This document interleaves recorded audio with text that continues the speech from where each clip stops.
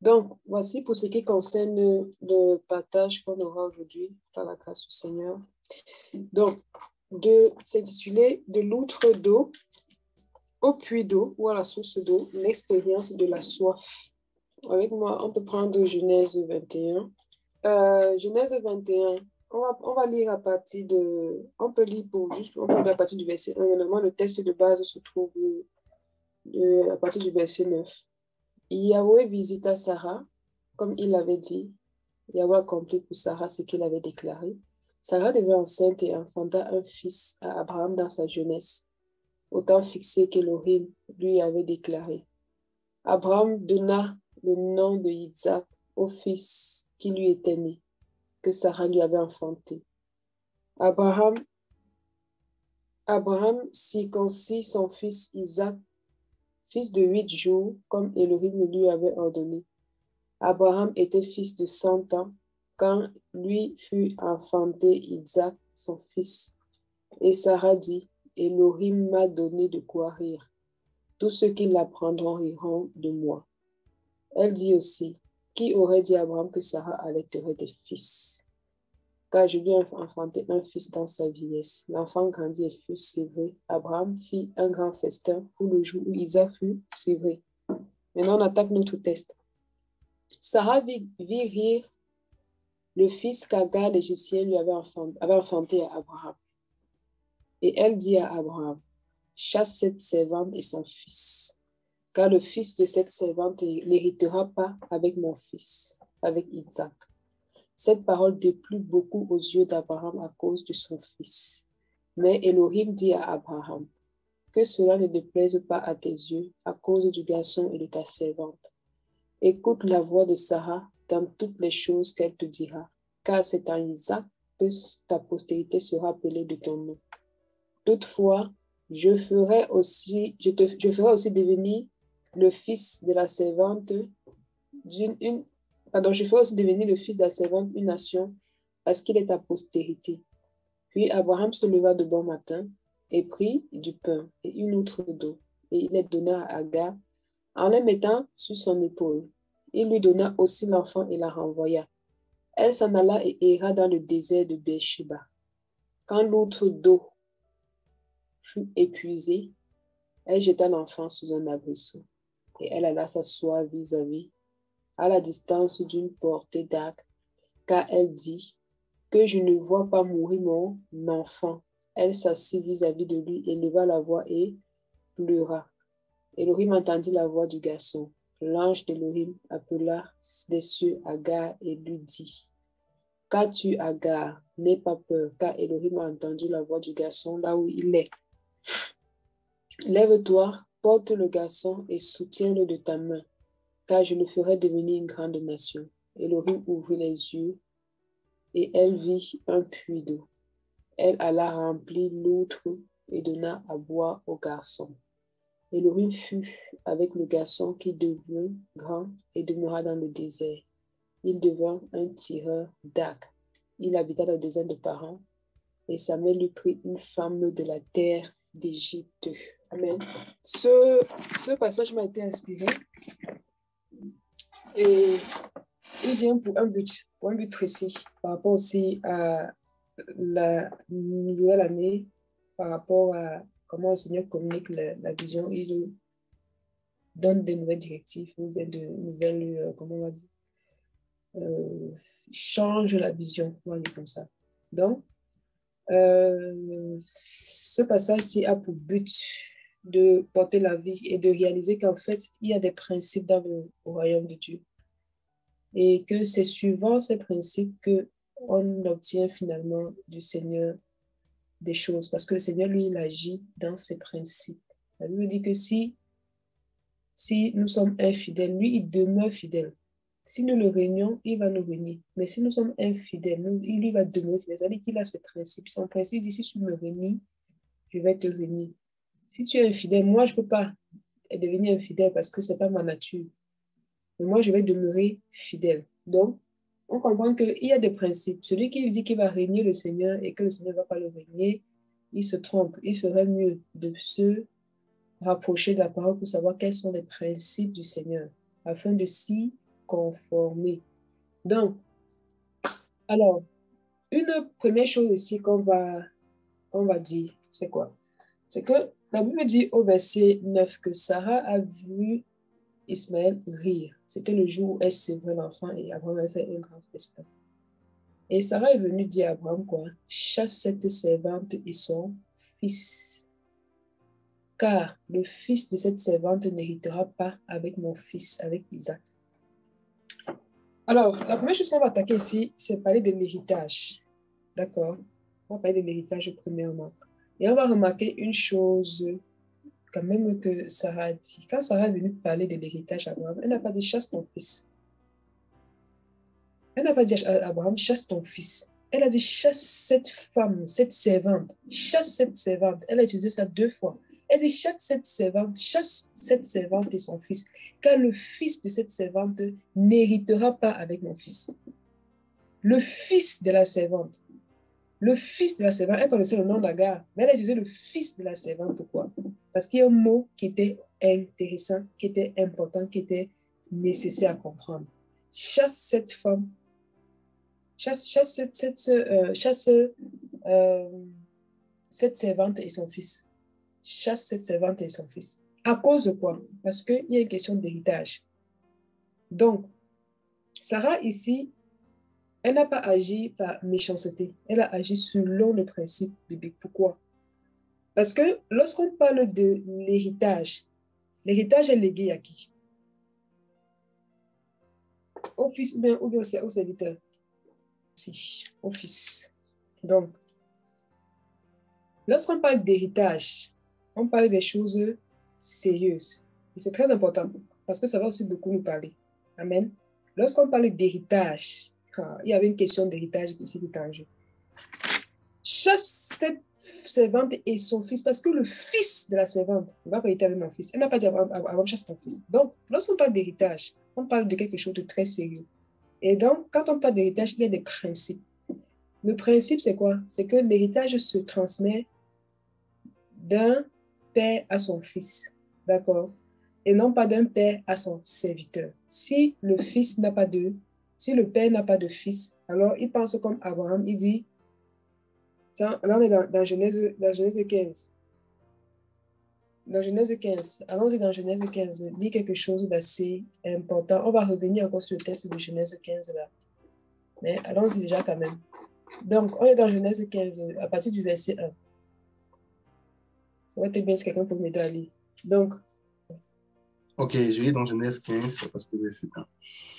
Après ces choses, la parole de Yahweh vint à Abraham dans une vision en disant, Abraham, n'aie pas peur, je suis ton bouclier, ta grande et infinie récompense. Abraham répondit, Adonai, Yahweh, que me donneras-tu? Je m'en vais sans enfant, et le fils qui aura l'acquisition de ma maison, c'est Eliezer Damas. Abraham dit aussi, voici, tu ne m'as pas donné de postérité. Voilà, le fils de ma maison sera mon héritier. Et voici la parole de Yahweh vint à lui en disant, celui-ci ne sera pas ton héritier, mais celui qui sortira de tes entrailles sera ton héritier. Amen. Puis, ok. Amen. Ok. Donc, Abraham qui était instruit dans les choses de Dieu, connaissait les principes. Le Seigneur vient après, ça c'était après que Abraham a eu la victoire sur les rois qui sont venus, qui ont attaqué les rois de Sodome et Gomorrhe. Et Abraham avait refusé toute récompense. Alors, le Seigneur vient dire à Abraham, moi je suis ta récompense. Il dit, qu'est-ce que tu vas me donner? Parce que je n'ai pas d'héritier, je n'ai pas de postérité. Je n'ai pas de semence que j'ai laissée. Qu'est-ce que tu vas me donner? Et ici, le Seigneur lui dit, ce n'est pas ton serviteur. L'héritage que tu as, tu ne vas pas le léguer à un serviteur, mais tu vas le léguer au fils. Amen. L'héritage, ton héritier ne sera pas un serviteur, mais ce sera ton fils. Et regardons ce que le Seigneur dit par rapport à ça, à ce principe biblique-là. Donc, avant de continuer, ça veut dire quoi? Ça veut dire que ici d'abord, on est challengés, on comprend qu'il faut devenir quoi? Des fils. Des fils. Parce que Paul dit quoi? Paul dit que aussi longtemps que l'héritier demeure un enfant, je dis qu'il ne diffère en rien d'un esclave, d'un serviteur. Or, la Bible nous dit quoi dans le livre de Jean 1? La Bible nous dit que ceux qui sont nés de Dieu sont devenus quoi? Ont eu le pouvoir de devenir enfants de Dieu. Enfants de Dieu. Ça, c'est la nouvelle. On est né d'en haut. On est devenu enfant de Dieu. On est né d'esprit. On n'est pas né de la volonté d'un homme. On n'est pas né de la chair. On est né de l'esprit de Dieu. Et comme on est né de l'esprit de Dieu, on est devenu enfant de Dieu. Amen. Mais le Seigneur ne veut pas qu'on demeure des enfants de Dieu. Il veut qu'on croisse et qu'on devienne des fils. Parce qu'il y a une différence entre un enfant et un fils. Et l'héritage est donné au fils. Parce que si un enfant hérite, aussi longtemps qu'il est un enfant, il ne diffère rien d'un esclave, mais il aura toujours besoin des tuteurs. Amen. Donc, lorsqu'on parle de l'héritage, on parle de quoi? On parle de... Sarah va dire le fils de la servante. Donc, elle t'a dit en fait ici là que le fils de la servante, en fait, c'est un serviteur. Elle n'a pas dit comme ton fils, elle dit le fils de la servante ne va pas... Le fils de la servante. Le fils de la servante. Donc, si nous voulons expérimenter certaines choses avec le Seigneur, les choses qui donnent au fils, il ne faut pas se contenter de quoi? De la petite vie chrétienne. Il faut grandir. Il faut grandir dans le Seigneur. Donc, je vais présenter mon écran. On va encore plonger un peu plus en profondeur avec l'hébreu. Alors, ça c'est le 1, je pense que c'est ça, cher.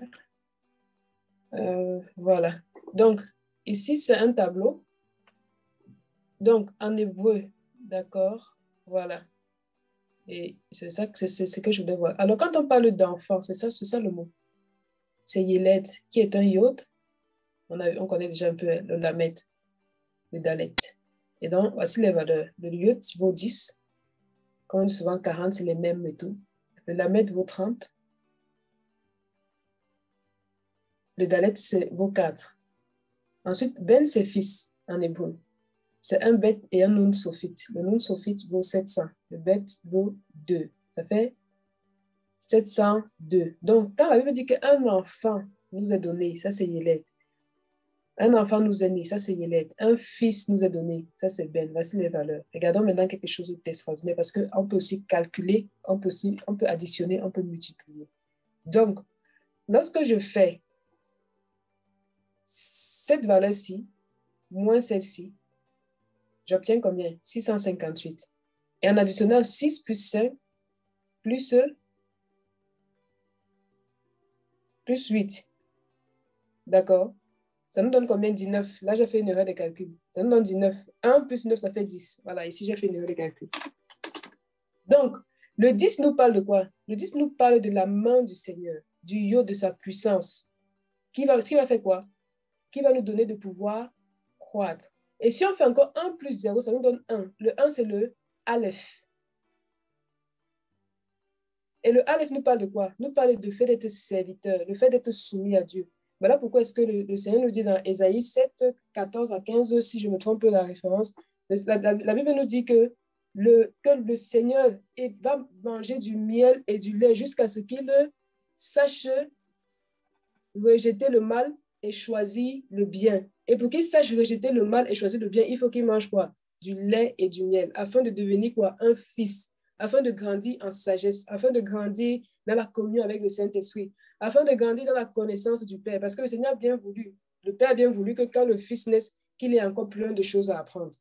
Donc, lorsqu'on calcule, lorsqu'on fait ce calcul, si on se rend compte on se rend compte effectivement de ce que on a besoin, il y a une différence de chiffres, il y a une différence de valeur entre le fils et l'enfant. Et donc, le fils, l'enfant doit croître pour pouvoir devenir quoi?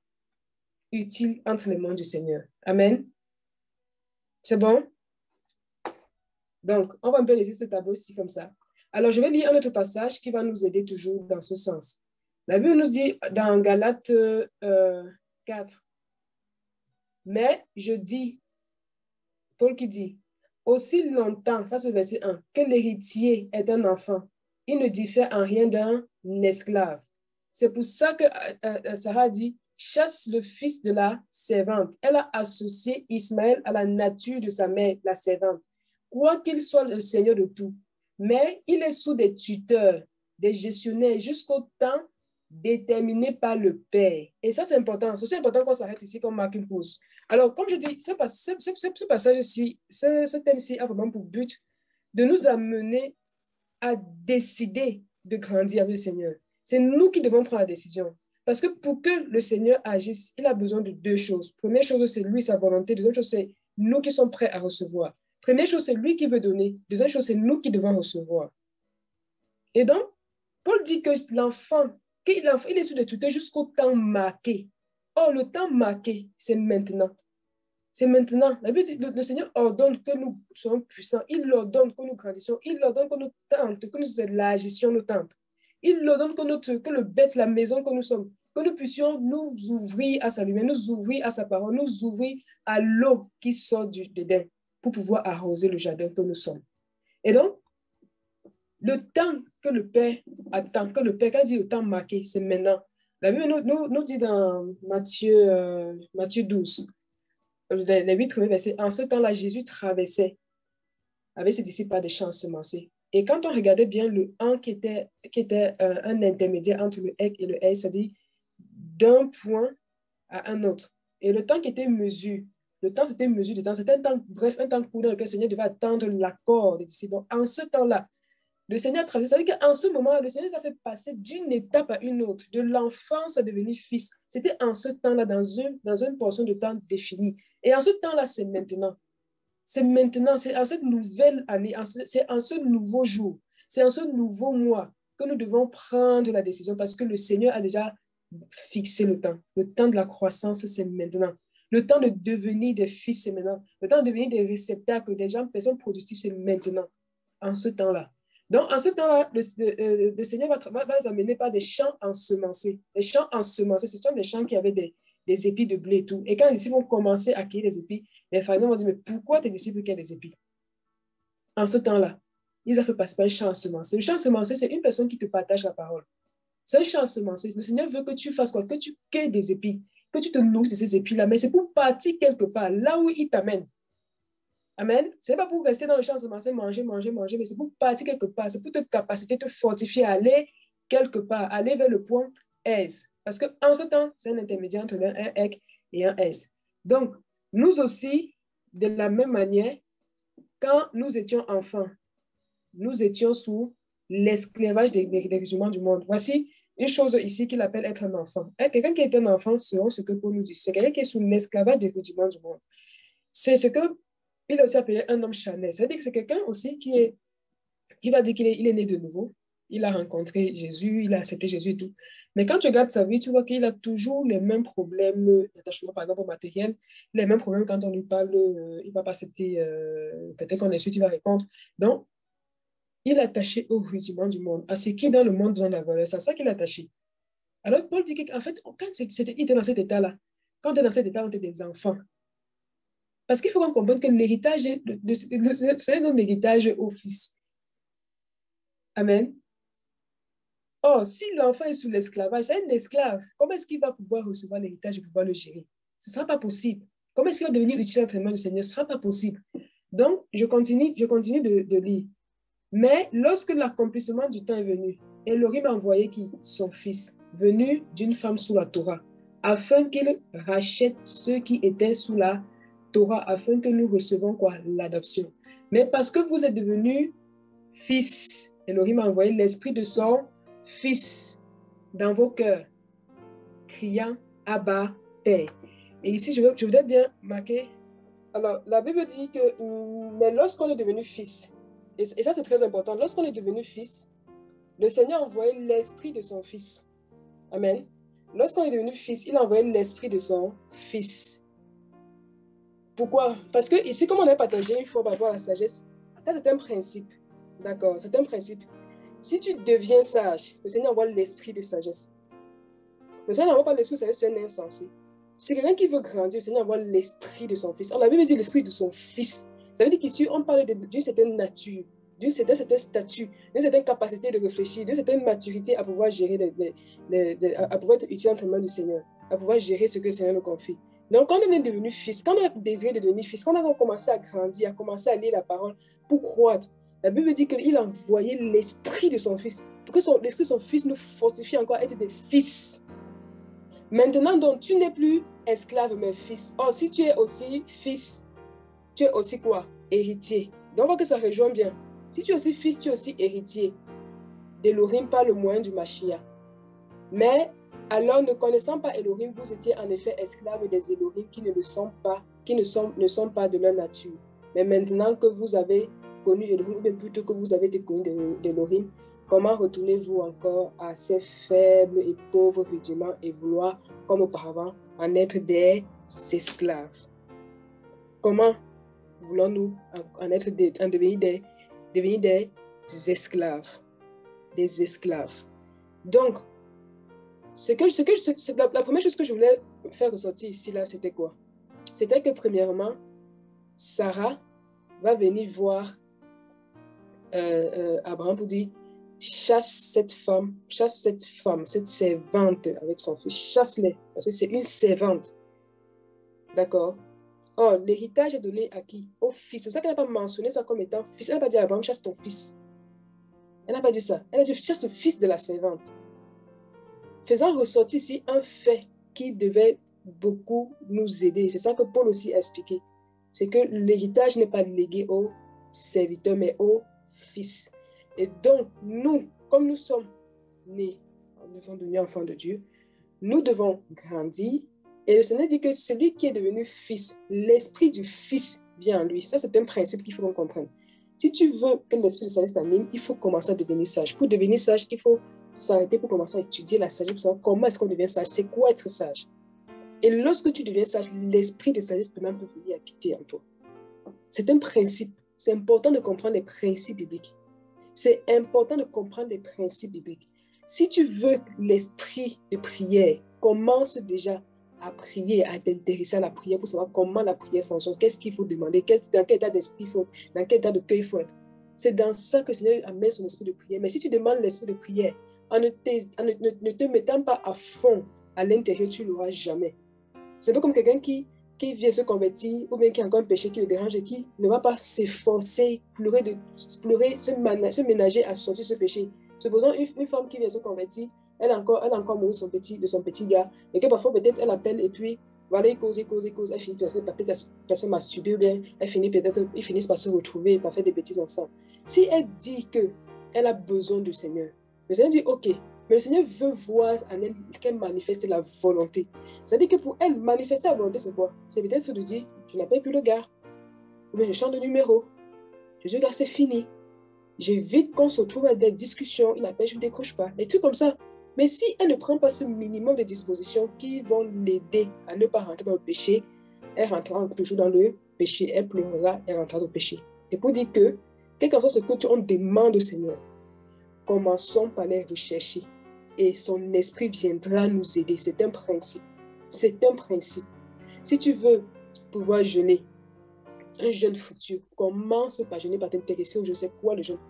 Commence par le faire. Quand tu commences à le faire, tu manifestes sa volonté, l'Esprit de Dieu vient. Et quand on regarde la Bible de Genèse Apocalypse, on retrouve ce principe-là. Amen. On retrouve ce principe-là. C'est un principe. Donc, cherchons-le. Cherchons vraiment à rentrer dans ce principe-là. Voilà. Donc, ensuite, on va confirmer un peu ce que je dis ici par des. C'est bon? Alors, regardons un peu ici. Elle dit, chasse cette servante et son fils, car le fils de cette servante n'héritera pas avec mon fils. Alors, lorsqu'on va s'intéresser au mot chasser, le mot chasser vient de garash, qui est un guimel, la troisième lettre, un resh, dont la valeur est 200, et le shin, dont la valeur est 300. Ça nous donne 503. Hérité, c'est Yarash. On a le Yod, le Resh et le Shin. Donc, le 10, 200, 300. Alors, lorsque je fais la soustraction, il faut quoi?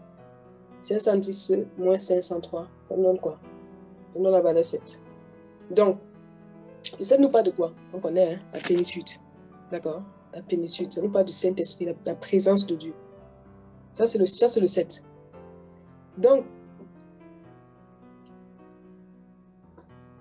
ça revient à ce qu'on disait, c'est pour dire quoi? Déjà, avant, quand on parle de 7, la septième lettre de l'alphabet hébraïque, c'est le Zayin. Le Zayin, c'est une arme, c'est l'épée, c'est ce qui vient séparer le codège des choses profanes.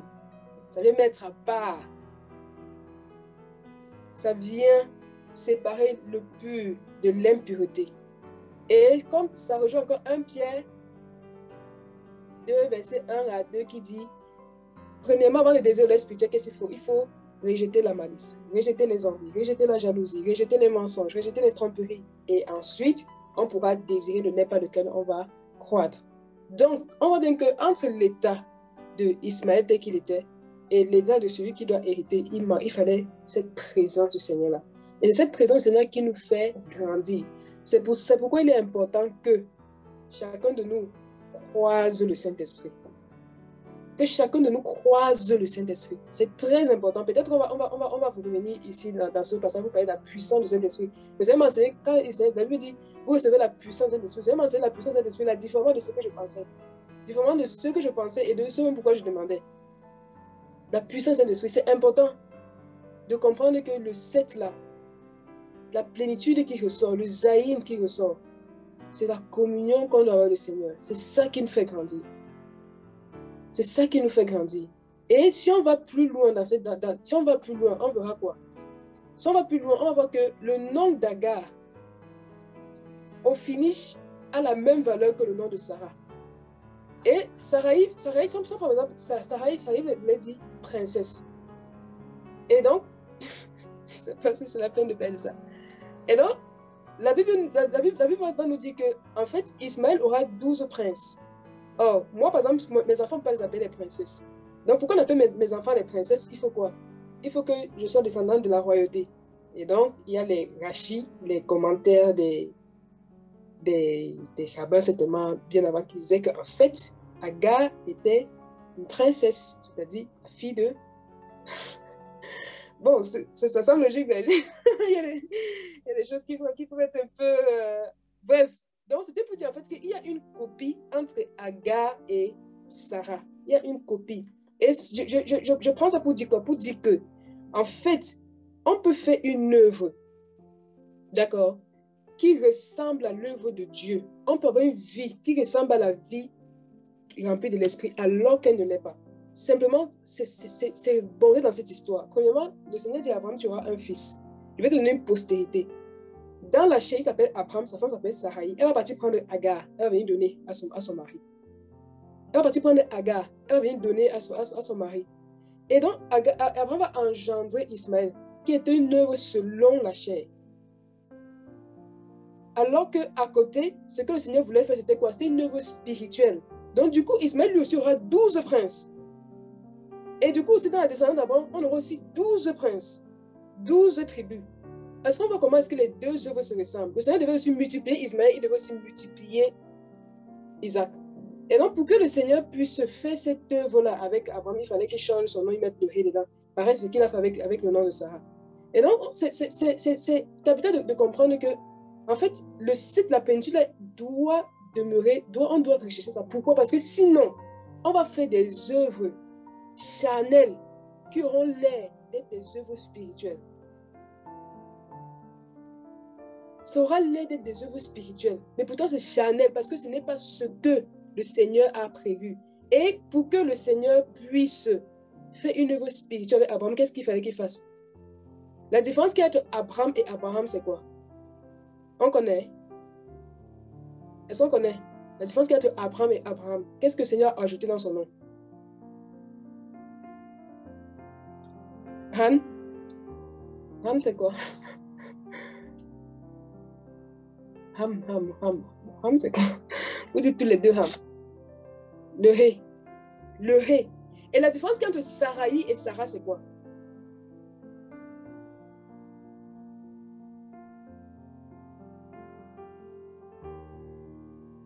Le le Hé. Donc, Abraham a engendré Ismaël, l'œuvre de la chair, avec Saraï dans la chair.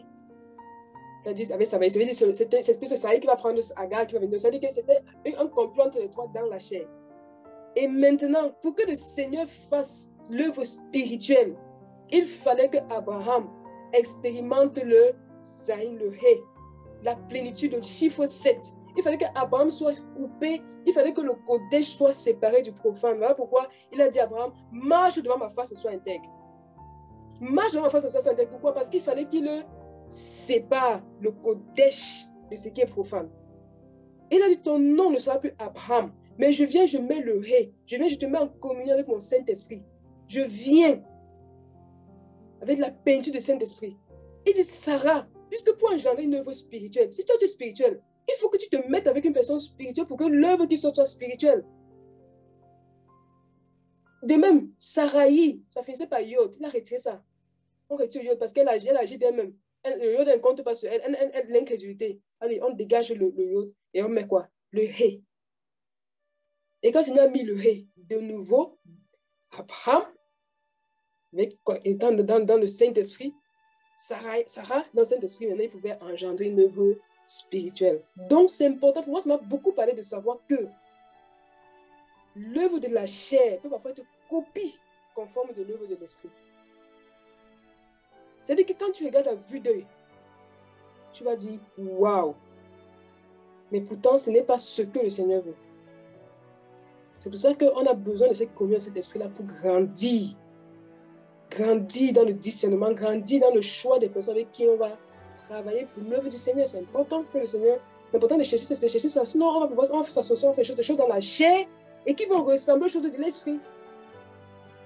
Mais pourtant, le Seigneur aussi, ça va se multiplier. La preuve, c'est quoi? C'est que si on voit par exemple même les associations du monde, parfois, ils sont plus grands, ils font plus de choses. C'est-à-dire qu'il suffit seulement que celui qui a la tête dise que moi je suis chrétien, tout le monde va dire que oui, c'est Dieu qui est dedans. Pourtant, rien à voir, quoi. Rien à voir. Ce n'est pas le Seigneur qui a commencé, c'est le Seigneur qui a fini. C'est pas parfois les actions ne sont pas menées de manière claire, tout ça. Parfois, il va y avoir des fraudes et tout ça. Mais on va comment ça multiplie. Si on peut perdre de discernement, on dit, ah, puisque le fondateur dit qu'il est chrétien, non, c'est une œuvre chrétienne, donc c'est Dieu qui fait toutes choses. Alors que non, l'œuvre de la chair peut parfois ressembler tellement à l'œuvre de l'esprit. Donc, on continue.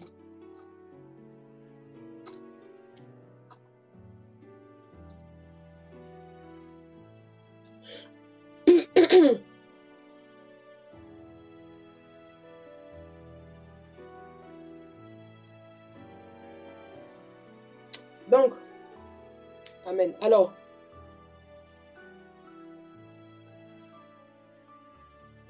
pourquoi est-ce qu'on devient fils? Alors, on va dire quelque chose de toujours important dans notre Genèse 15. Et c'est là je souhaite vraiment que cette année-ci, ce soit vraiment décisif pour nous, pour chacun de nous. Je souhaite vraiment, et je prie vraiment que le Seigneur dispose le cœur de chaque personne afin qu'on reçoive de lui ce qu'il a prévu pour nous. Alors, on est encore dans Genèse 15. Je vais relire dans Genèse 15 non plus sur l'aspect de l'enfant, de l'héritage, mais plutôt sur l'aspect de postérité. Amen. La postérité. Après ces choses-là, la parole de Yahweh est venue à Abraham dans une vision. Le Seigneur dit, Abraham n'aie pas peur. Je suis ton bouclier, ta grande et infinie récompense. Regardons, comprenons les principes bibliques. Amen. Le Seigneur lui dit, moi, je suis ta grande et infinie récompense. Qui ne veut pas être récompensé par le Seigneur ici? Qui ne veut pas être récompensé par le Seigneur quand il sera au ciel? Ou bien je dis, qui veut être récompensé par le Seigneur? Je crois que la question est plus facile comme ça. On va attendre la réponse. Il faut qu'on y aille pas à pas.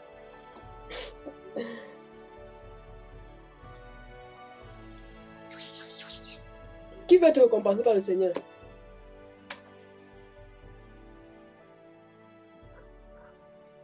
Voilà. Au ciel. C'est bien ma soeur. Ok, on continue. Regardons maintenant l'honnêteté d'Abraham. Amen. Regardons l'honnêteté d'Abraham. Regardons l'honnêteté d'Abraham, je vous assure. Le Seigneur va dire à Abraham, moi, je suis ta récompense. Abraham qui comprenait les principes bibliques, les principes spirituels. Il va dire à Dieu, Adonai Yahweh, que me donneras-tu? Je m'en vais sans enfant et le fils qui aura l'acquisition de ma maison, c'est Eliezer de Damas. Abraham lui dit, voici, tu ne m'as pas donné de quoi? De postérité. Il dit, comment est-ce que tu vas me récompenser alors que je n'ai pas une postérité? Est-ce qu'on comprend quelque chose? Voici, tu ne m'as pas donné de postérité. Et celui qui sera héritier, c'est qui? C'est le fils qui est né dans ma maison. Mais je vais m'arrêter là. Il dit, voici, tu ne m'as pas donné de postérité. Donc, ça dit que le Seigneur et Abraham, ils parlent, on dirait qu'ils sont dans un sujet. Tous les deux ne se comprennent pas. Le Seigneur dit, moi, je te récompense. Regarde, dit, tu vas me donner quoi? Tu ne vas pas donner de postérité. Tu vas me donner quoi? Tu vas me donner... Ça dit que tu vas me donner quoi alors que je n'ai pas été fécond? Est-ce qu'on comprend? Voilà l'honnêteté d'Abraham. Les principes bibliques. Abraham dit, mais tu vas me donner quoi puisque je n'ai pas été fécond? Je n'ai pas été fécond. Tu vas me donner quoi? Et donc, nous, parfois, on est là comme ça, notre vie chrétienne, notre petite vie chrétienne, où on n'a pas le souci, comme Abraham, d'avoir une postérité, d'engendrer. On s'attend à quelle récompense? Arrêtons un peu. Mettons une pause. Si toi, tu n'as pas le souci de te multiplier, tu t'attends à quelle récompense? Abraham dit à Dieu, je n'ai pas, tu ne m'as pas donné de postérité, tu vas me donner quoi? Puisque tu vas me récompenser aussi sur la base de quoi? Puisque sur terre, je n'ai pas été fécond.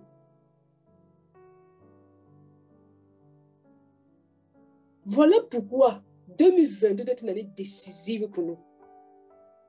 Voilà pourquoi elle doit être une année décisive pour nous.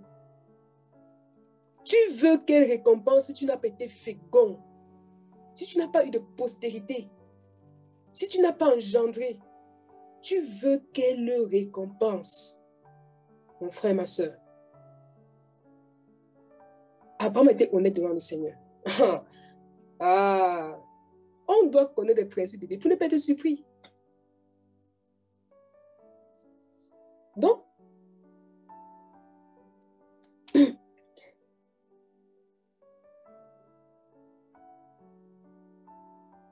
et donc, pour que Abraham puisse avoir la postérité selon que le Seigneur voulait, il fallait qu'il mette quoi? Il soit en communion avec le Saint-Esprit. Voilà pourquoi j'insiste encore sur le Saint-Esprit. Cherchons la communion avec le Saint-Esprit. Moi, de mes amis, que je menais même quelle vie chrétienne, comme ça je m'intéressais au Saint-Esprit. Je menais quelle vie chrétienne? Ça m'intéressait au Saint-Esprit. Je menais quelle vie chrétienne? Pourquoi? Parce que comme j'expliquais un peu de manière schématique, j'espère que je vais m'expliquer comme ça, j'espère qu'on va quand même voir. On a Dieu le Père. Dieu le Père. Pour qu'on ait une image, pour qu'on puisse comprendre la volonté de Dieu le Père par rapport à notre marche, il a dit, ok, je viens. Il a envoyé le Fils. Donc, la Bible dit que le Fils est l'image du Père. L'homme à l'image du Père, c'est le Fils. C'est Jésus. Jésus vient maintenant à son tour. Il nous montre le modèle comment on marche. Mais, il fait encore le même constat. Il se rend compte que nous, on a des faiblesses et donc il serait difficile pour nous de pouvoir faire quoi? De pouvoir marcher comme lui l'a marché. Il est venu nous montrer le modèle. Mais il se rend compte que non, ces gens-là, ils sont fatigués. La chair est fatiguée. Qu'est-ce qu'il faut faire? Il faut faire quoi? Il envoie le Saint-Esprit. C'est bon? Il envoie le Saint-Esprit. C'est-à-dire que c'est son esprit encore lui-même. Maintenant, il dit aux apôtres, il dit, attendez, vous allez recevoir la puissance du Saint-Esprit. Oh. Vous allez recevoir le ré. La puissance de l'Esprit que le Seigneur a mis dans Abraham, qui a fortifié son corps, qui a fortifié Sarah. Il dit, vous allez recevoir cette puissance du Saint-Esprit. Et quand vous allez recevoir la puissance du Saint-Esprit, le Saint-Esprit va maintenant témoigner de moi.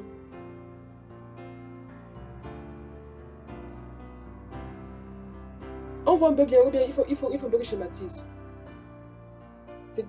Jusqu'à là, c'est digeste. Il dit, le Saint-Esprit va témoigner de moi. Donc, ça veut dire que si on dit le Père c'est un, le Fils vient en position 2, le Saint-Esprit en position 3. Ce n'est pas la Trinité, hein. Ce sont les fonctions. Maintenant, le Fils dit que... Maintenant, le Fils dit que celui qui va venir va vous rendre témoin de moi. Ça veut dire qu'on va quitter la position 3, on va revenir à la position 2. Ça veut dire que c'est le Saint-Esprit qui va nous aider à pouvoir manifester le caractère de Christ. Et à travers quoi? À travers la puissance du Saint-Esprit. Donc, quand le Seigneur dit aux disciples, vous allez recevoir la puissance du Saint-Esprit. Il ne parlait pas premièrement d'une puissance qui va donner d'opérer des miracles, des dons, de parler en langue et tout ça là. Ce n'était pas le premier aspect que le Seigneur montrait. Ce n'était pas le premier aspect que le Seigneur montrait. Vous recevrez la puissance de l'Esprit, c'était quoi? C'est d'abord, premièrement, la puissance de l'Esprit devait d'abord agir en celui qui le reçoit. C'est-à-dire qu'avant que ce soit manifesté aux autres, le revêtement, parce qu'on a toujours la puissance de l'Esprit, comment on va chasser les démons, on va guérir les malades. Ce n'est pas la première fonction que le Seigneur voulait que la puissance de l'Esprit fasse en nous. La puissance de l'Esprit doit d'abord venir en nous. Nous capacités par rapport à la marche chrétienne. La puissance de l'Esprit va venir t'aider à avoir une vie. Donc, je vais essayer de faire un petit schéma ici pour mieux me faire expliquer. Je vais essayer de partager mon moment. Comme ça, c'est important qu'on comprenne ça bien. Ok, donc voici on est ici là, d'accord? Voilà, on va essayer de mettre des carreaux comme ça. Alors, ici là, on a Dieu le Père. Créateur, d'accord? Et dans les lois et tout, il y a des apparitions et tout ça. Pas de souci. Maintenant, il décide de faire quoi? Il décide de venir nous montrer quoi? L'image. Ça sont les fonctions, ce n'est pas la Trinité, je rappelle. Voilà. Donc, parce que nous, on avait nos faiblesses. D'accord? Avec nos faiblesses, on n'arrivait pas à nous en sortir. Donc, comment savoir ce que le Père veut? Il fallait un modèle physique qu'on devait regarder, admirer, contempler, pour pouvoir nous reproduire à cette image-là, comme les tables, les deux deuxièmes tables que Moïse a façonnées, qui étaient à l'image des premières tables qu'il avait touchées, qui étaient ces premières tables qui étaient Christ. Donc, jusque-là, on a vu que c'était propre. Donc, le Père vient maintenant dans l'homme. Il est le Fils de l'homme, d'accord, pour nous montrer le modèle. Maintenant, le difficulté, c'est quoi? C'est que nous, on n'a pas la force de faire quoi? On n'a pas en nous la force de pouvoir faire le bien, de pouvoir marcher selon les principes. Donc le Fils s'en va, il dit, moi je m'en vais, mais je vous envoie le Saint-Esprit. Et le Saint-Esprit que je vous envoie là, vous allez le connaître dans sa puissance. Vous allez recevoir sa puissance. D'accord? La puissance du Saint-Esprit. Donc, quand le Saint-Esprit vient, le but maintenant c'est quoi? Le Saint-Esprit vient et il va nous parler du Fils, afin que la vie du Fils, notre vie soit conforme à la vie du Fils. Est-ce que cela c'est bon?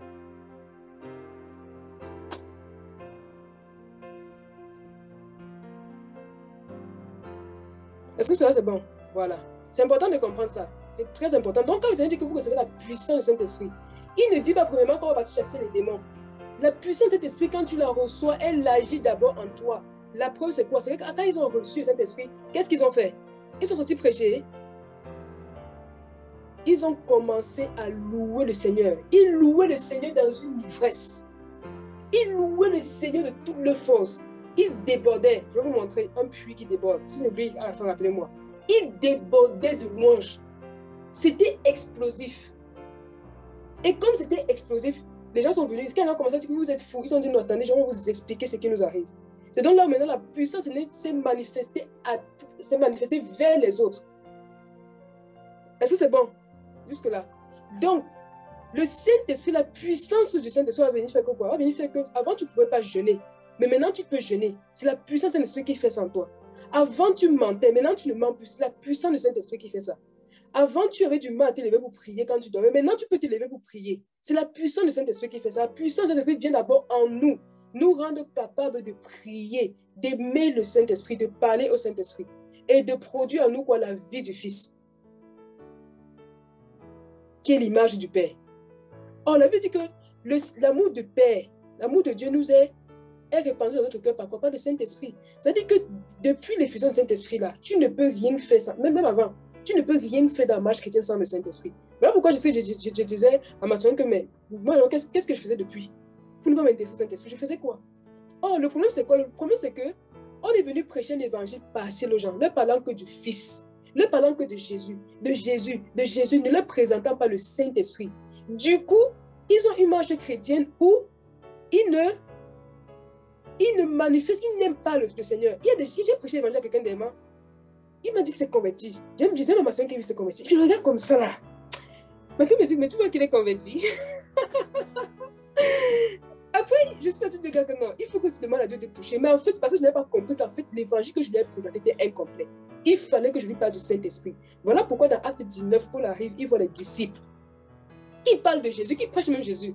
Paul les regarde, Paul voit qu'il y a quelque chose dans leur vie qui manque. Et Paul dit que, mais la Bible les appelle les disciples. Mais est-ce que vous avez reçu le Saint-Esprit quand vous avez cru? Donc Paul a vu qu'ils croyaient vraiment en Jésus. Mais est-ce que tu dis qu'ils ont reçu le Saint-Esprit? Les gars disent qu'on n'a même pas parlé du Saint-Esprit. On ne nous a même pas dit qu'il y a un Saint-Esprit qui existe. Parce que tu ne peux pas manifester la vie de Christ sans le Saint-Esprit. Parce que tu ne peux pas aimer le Père sans le Saint-Esprit. Voilà pourquoi c'est important de connaître le Saint-Esprit, de rechercher le Saint-Esprit. Ça, c'est une première raison. D'accord. La deuxième raison, c'est quoi? C'est que la Bible nous dit que le Saint-Esprit, le Seigneur a envoyé son esprit. Le Seigneur dit que je suis avec vous jusqu'à la fin du monde. Il avait nous. Ça veut dire qu'un esprit, il avait nous.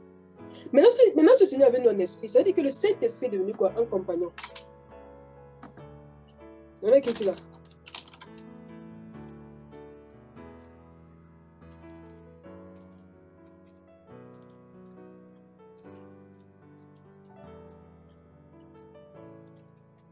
Voilà, le Saint-Esprit est un compagnon. Ça veut dire que chaque jour, c'est un peu comme tu marches là, on est là, tu as un compagnon avec toi, à côté de toi. Tu marches en route, tu as ton compagnon à côté de toi. Vous marchez ensemble. Maintenant, si tu as conscience de le Saint-Esprit est ton compagnon, qu'est-ce que tu fais? Quand tu marches, tu ne traverses pas la route sans lui dire, excuse-moi, je vais traverser la route. Et imagine, tu marches avec quelqu'un qui ne te parle jamais, qui tout le temps se pense de parler à d'autres personnes, qui est en train de murmurer, qui est en train d'insulter les gens, bien qui il veut s'arrêter, il veut traverser la route, il traverse la route, il voit les amis, papa, tout ça. Il ne s'excuse même pas pour dire que, s'il te plaît, je vais m'arrêter, est-ce que tu peux m'attendre, est-ce qu'on parle ensemble? Il ne prend pas ton avis. Il ne prend pas ton avis. Et donc, tu seras comment? Si c'est toi comme ça, tu marches à quelqu'un qui fait n'importe quoi en route, il joue, il saute, il s'arrête, il avance, il va devant, il va derrière, il ne tient pas compte de toi. Tu seras comment? Frustré. Frustré. Voilà ce qu'on inflige au Seigneur tous les jours, on le frustre. Si on n'est pas conscient de la présence du Saint-Esprit, on va passer notre vie à le frustrer comme ça. Quand je voulais que le Seigneur se révèle à moi, je voulais comprendre. Quand le Seigneur se révèle à moi, Saint-Esprit comme compagnon, je vous assure, j'ai pleuré. Et je me suis rendu compte que même en fait, ça facilitait la vie de prière. Parce que du coup, quand moi je sens vous parler, quand je parle à quelqu'un, quand je parle à mon mari, du coup, je peux parler au Saint-Esprit comme ça. La prière a été démystifiée. Du coup, au même moment, le Seigneur a démystifié la prière. Il a démystifié. Du coup, je me suis dit, mais oui, pour prier, on n'a pas besoin de se casser en mille. Tu peux te casser en mille si c'est le déchirement de ton cœur. Mais ce n'est pas parce que tu te casses en mille que ça veut dire que tu es en train de super prier. Parce qu'on a vu comment Abraham a intercédé pour Sodome et Gomorrhe. Abraham ne s'est pas cassé en mille, il causait avec le Seigneur. Mais la prière d'Abraham était ardente. Pourquoi? Parce qu'elle venait d'un cœur qui exprimait un besoin, une soif, un désir profond de dire, Seigneur, épargne ses habitants. Du coup, elle était ardente. Et Abraham l'a fait simplement. Je dis, tu peux te casser en 15, en 1000, mais si c'est le déchirement de ton cœur qui produit ça, ça va. Mais si c'est pour toi, c'est une formule, parce que le Seigneur va voir que quand tu t'es enroulé, tu as sauté, tu as transpiré, le Seigneur va voir que vraiment, ce que tu as demandé était vraiment important, sache que c'est une formule. Parce que le Saint-Esprit, c'est un compagnon, tu lui parles. Tu peux lui parler. Tu peux marcher, tu lui parles. Et c'est un compagnon qui veut tenir notre main pour aller avec nous dans la direction que lui veut. C'est un compagnon qui veut, quand on marche avec lui, qu'on s'arrête, qu'on l'adore, qu'on lui dise je t'aime, qu'on lui parle. Si tu marches avec quelqu'un qui ne te parle jamais, tu seras comment? Frustré. C'est ce rôle du Saint-Esprit. Donc, si le Saint-Esprit est le compagnon de chaque jour, la moindre des choses d'une personne sage et intelligente, qu'une personne sage et intelligente devrait faire, c'est de s'intéresser à ce compagnon-là. Et quand le Saint-Esprit est comme ça, moi, je me suis rendu compte que le Saint-Esprit est mystérieux. Et j'en ai tellement parlé à mon mari, il est mystérieux. Je passais toutes mes journées quand il du Saint-Esprit, Seigneur, tu es mystérieux. Parce que du coup, tu te rends compte que tu avais un compagnon, mais qui est silencieux et qui t'observe. Mais qui veut que toi, tu t'intéresses à lui. Que tu viennes chercher dans son cœur ce qu'il aime, ce qu'il pense, qu'est-ce qu'il a défini des journées. Si, quand tu regardes un chrétien, quand tu vois un chrétien qui n'a pas croisé au Saint-Esprit, ça se voit. Il gère sa vie comme il veut. Il n'a pas une flamme pour le Seigneur, ça se voit. Il ne prend pas ses projets en fonction du Seigneur, il gère sa vie comme il veut. Il peut bien dire qu'il prie, tout ça. Tu sens qu'il n'a pas croisé au Saint-Esprit. Si Paul était là pour lui demander, est-ce que tu as cru, est-ce que tu as vu, est-ce que tu m'as entendu parler du Saint-Esprit quand tu as cru? Donc tu peux croire. Il a dit quand lorsque vous avez cru, donc tu peux croire. Ça va croiser le Saint-Esprit. Donc aujourd'hui là, il faut croiser le Saint-Esprit. Parce que comme on a vu, c'est que le Seigneur a mis dans le nom d'Abraham, c'est le Saint-Esprit. C'est qu'il a mis le nom de Sarah, c'est le Saint-Esprit. Et je répète ça pour ceux qui vont rejoindre. C'est le Saint-Esprit. Il faut croiser le Saint-Esprit. C'est le Saint-Esprit qui va te donner de te sanctifier. C'est le Saint-Esprit. Il faut croiser le Saint-Esprit. Il faut le croiser. Il faut croiser le Saint-Esprit. Il faut le désirer. Il faut le vouloir. Si tu ne t'intéresses pas à lui, tu vas faire ta petite vie chrétienne comme jusqu'à mourir. Jusqu'à mourir. La petite vie chrétienne. Et on a dit non, on a vu non. Il faut être honnête comme Abraham. Il faut être honnête. Il faut être honnête comme Abraham. Il faut être honnête comme Abraham. Tu veux me récompenser sur quoi? Je n'ai pas engendré. Tu veux mourir, tu veux que le Seigneur te récompense. C'est sur la base de quoi? Sur la base de quoi? De ta petite vie chrétienne? Abraham a dit, tu me donnes la récompense sur la base de quoi? Puisque je n'ai pas engendré, je n'ai pas porté de fruits, je ne me suis pas multiplié. Donc, j'espère par ce message-ci, tu pries que le Seigneur fasse quelque chose dans les cœurs pour que 2022 soit une année différente et décisive. Différente et décisive. Pas tout l'année 2022 soit difficile, mais qu'aujourd'hui, ça soit décisif. Et que tu décides de dire, Seigneur, je veux vivre différemment. Je veux te connaître différemment. Je veux t'adorer différemment en 2022. Je veux expérimenter, je veux te vivre. Je veux vivre les actes des apôtres. Je veux vivre quelque chose que je vis dans la parole. Je veux que ma relation soit différente cette année.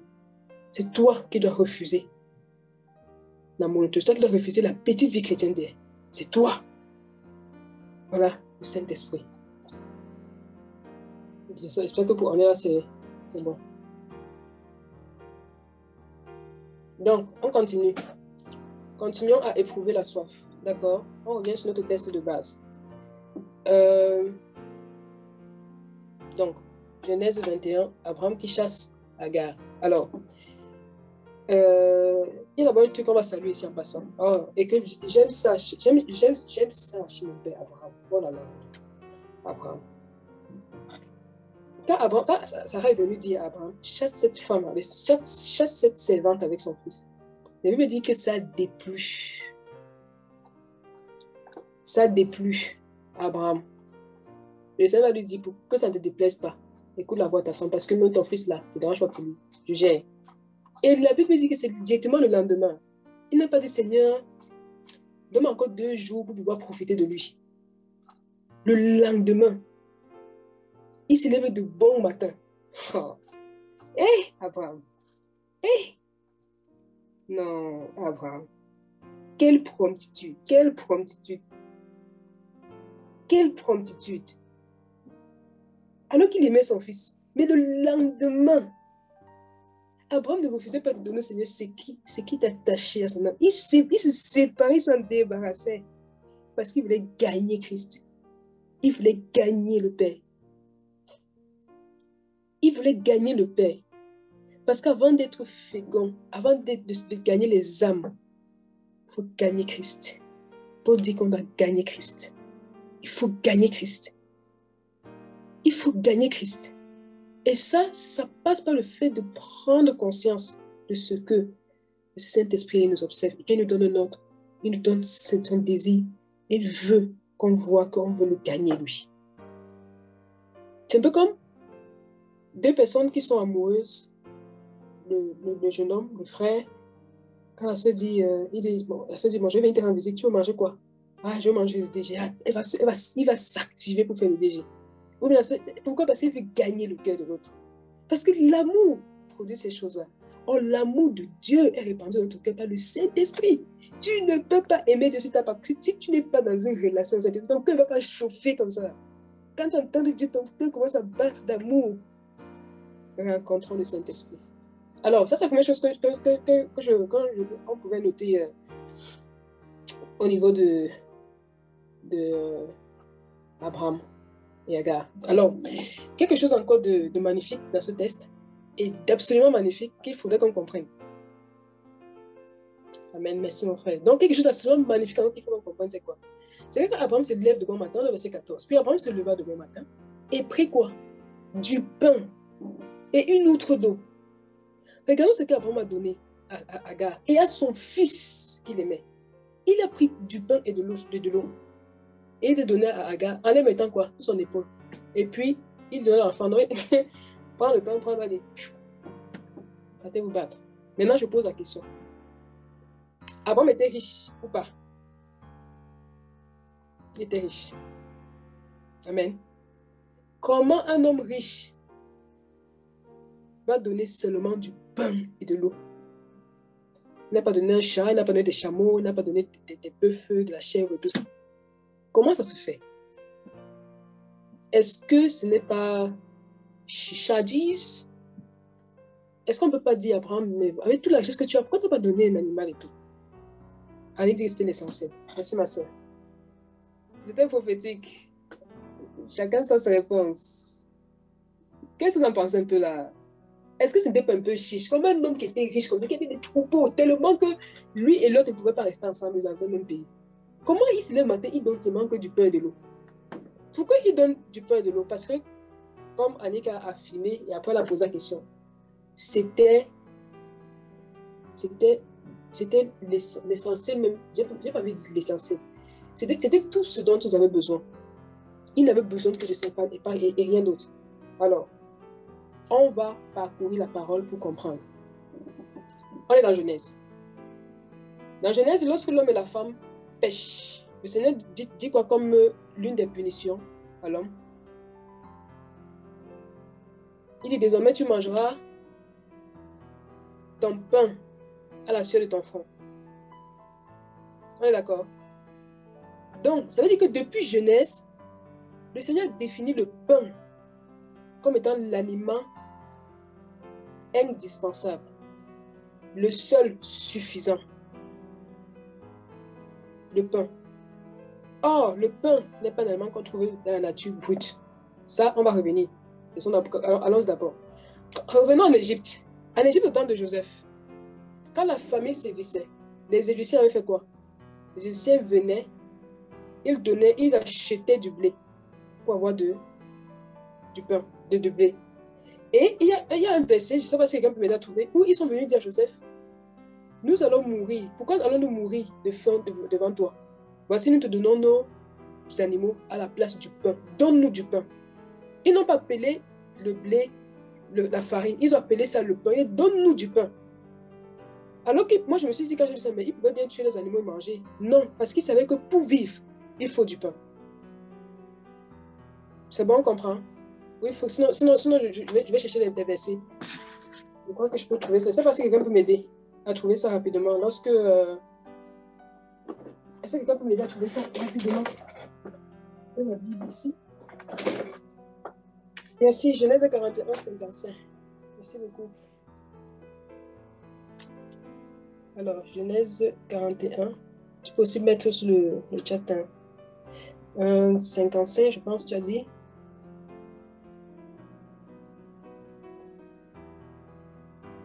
Et les 7 années commencèrent à venir comme Joseph l'avait dit. La famine survint sur les terres, mais il y avait du pain sur toute la terre d'Égypte. Ensuite, il y avait du pain. Pourtant, c'est le blé qu'il y avait. Mais la Bible dit du pain. Pourquoi? Parce que lorsqu'on parle du pain, on parle de la vie, de quelque chose de vital, d'indispensable. Et la Bible nous dit au verset, la famine étant survenue sur toute la terre, voilà. Ensuite, toute la terre d'Égypte fut affamée et le peuple cria vers Pharaon pour du pain. Et Pharaon répondit à tous les Égyptiens, allez vers Joseph et faites ce qu'il vous dira. Mais il y a un autre verset que je cherche. C'est lorsque progressivement ils ont commencé à donner la terre ils ont commencé à donner leurs animaux. Et à chaque fois, ils disaient, pourquoi allons-nous mourir devant toi? Nous venons te donner ça pour du pain. Donne-nous du pain en retour. Donc, je ne sais pas si on peut vite faire Genèse. Je vais regarder ça rapidement pour soutenir ce que je dis. 47. Voilà, c'est ça. Merci beaucoup. Lorsque cette année fut écoulée, il vint à Joseph l'année suivante et lui dit, nous ne cacherons point à mon Seigneur que l'argent est épuisé et que les troupeaux et le bétail ont été amenés à mon Seigneur. Donc, ils avaient progressivement, ils avaient amené derrière, voilà. Déjà, quand je lis au verset 15, quand l'argent du pays d'Égypte et du pays de Canaan fut épuisé, les Égyptiens vinrent à Joseph en disant, donne-nous quoi? Du pain. Pourquoi mourons dans ta présence? Car l'argent manque. Et Joseph dit quoi? Donnez vos troupeaux, je vous donnerai du pain. Contre vos troupeaux, si l'argent manque. Donc, à chaque fois, ils appelaient ça le pain. Pourtant, ce que Joseph vendait, c'était le blé. Ils appelaient ça le pain parce qu'il montrait ici un caractère de vie vital, sans lequel tu ne peux pas vivre. Donc, quand l'homme et la femme ont péché, ça veut dire que vous avez mangé maintenant votre pain à la sueur de votre faim. On a souvent vu ça, que ça veut dire que tu veux travailler dur, je veux trouver de l'argent. C'est une façon d'interpréter. Mais le Seigneur disait ici, en fait, que pour ce qui est vital, parce qu'il y avait les fruits, les arbres devaient continuer à porter du fruit. Ils pouvaient juste cueillir. La preuve, c'est que Caïn était laboureur, donc ils pouvaient juste cueillir les fruits et manger. Mais tout ce qu'ils devaient manger autour là ne devait pas leur apporter la vie, ne devait pas leur apporter l'essence. L'essence, la vie, leur était apportée par du pain. C'est pour ça que le Seigneur dit, je suis le pain. Je suis le pain de vie. Il a donné son corps comme étant le pain. Parce que dans la pensée hébraïque, il comprenait bien que lorsqu'on parle du pain, on parle d'un aliment indispensable. On parle de l'aliment indispensable. Dans la pensée hébraïque, c'est ça. C'est le pain. Il a dit, pourquoi mourons-nous? Pourquoi est-ce qu'eux n'ont pas tué leur troupeau pour manger? Si moi j'ai faim et que j'ai des troupeaux, moi je tue mon troupeau, je mange. Maintenant, ils se sont rendus compte que même si je tue ce troupeau, je mange, ça ne va pas venir à être à la place de l'aliment qui me donne la vie. Amen. De l'aliment qui me donne la vie. Donc, Abraham, en donnant le pain à Agar, posait un acte prophétique, lui donnait tout ce dont elle avait besoin. Elle n'a pas besoin des troupeaux, elle a besoin du pain. Elle avait besoin du pain.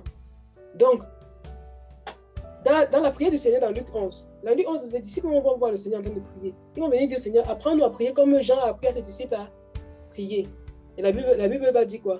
Le Seigneur dit quand vous priez, dites, donne-nous notre pain de ce jour. Donne notre pain de ce jour. Donne-nous ce qui aujourd'hui va nous faire vivre. C'est le pain. Donne-nous ce qui va nous faire vivre aujourd'hui. Ça, c'est le pain. Donc, on continue. La veuve de Sarepta avec Élie dans 1 roi 17. Quand Élie a asséché le torrent de Kérit, il a doublé le torrent de Kérit. Qu'est-ce qu'il a fait? Le Seigneur dit, allez, bon, c'est bon, tu as les mêmes, les maïm en toi. Maintenant, va chez la veuve.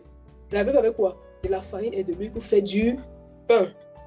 C'est-à-dire que quand tout était fini, elle avait conservé ce qui lui donnait la vie. Elle continuait de manger à ce qui lui donnait la vie. Et ce pain-là, c'est qui? C'est Christ. Donc, avant d'arriver jusque-là, le Seigneur, dans la loi, parce qu'on va vraiment encore bénir le Seigneur, parce que vraiment, dans la loi, par exemple, quand quelqu'un péchait, il devait apporter un animal et tout ça, le prêtre devait tuer. Le prêtre que nous sommes en devait seulement égorger le truc d'animal, retirer les entrailles, retirer les rognons, tout ça là, laver, après prendre les cendres, sortir, s'échanger, sortir du temple, venir, tout ça, c'était trop de tracasser. Or, le Seigneur est venu, il a supprimé tout ça. C'est magnifique. Et donc, quand on voulait accompagner un sacrifice holocauste, il y avait des gâteaux qui devaient être pétris à demi. Imagine un peu tout ça. Tu pétris comme ça pour 10 personnes. Imaginons un peuple peut-être d'environ 3, 4, 5 millions de personnes. Et peut-être que chaque jour, tu as seulement 100 000 personnes qui viennent se confesser, qui viennent offrir l'holocauste au Seigneur, qui viennent offrir l'offrande de paix, qui viennent offrir l'offrande de vœux. Imagine un peu comment est-ce que les prêtres devaient... Imagine un peu comment devait être la vie d'un prêtre. Le Seigneur a fait les choses de telle sorte que si ton âme n'était pas attachée à lui, tu ne pouvais pas t'en sortir. Et c'est tout la même chose aujourd'hui.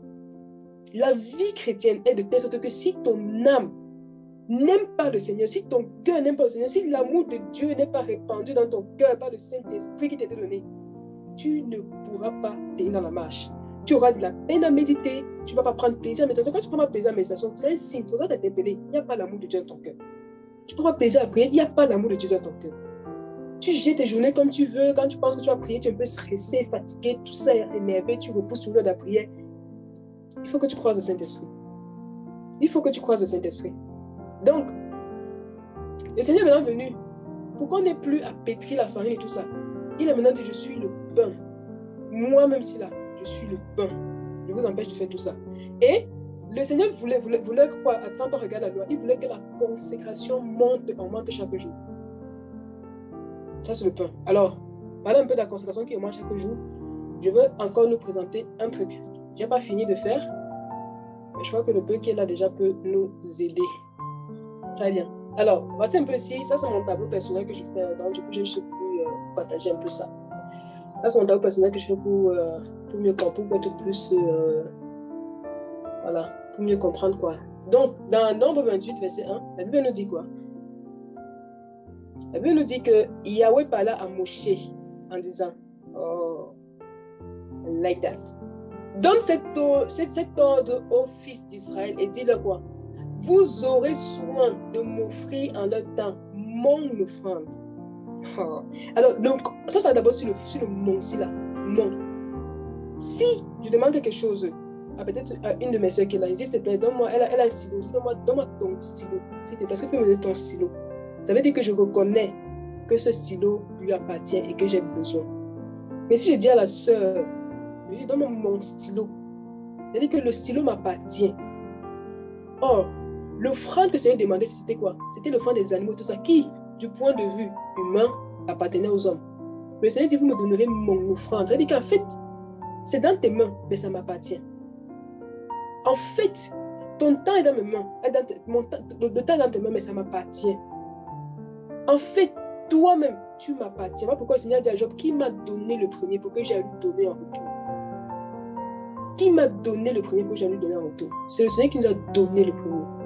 Et donc, le Seigneur vient, il demande ta vie, il demande tes pensées, il demande ton cœur. Il dit quoi? Donne-moi mon offrande.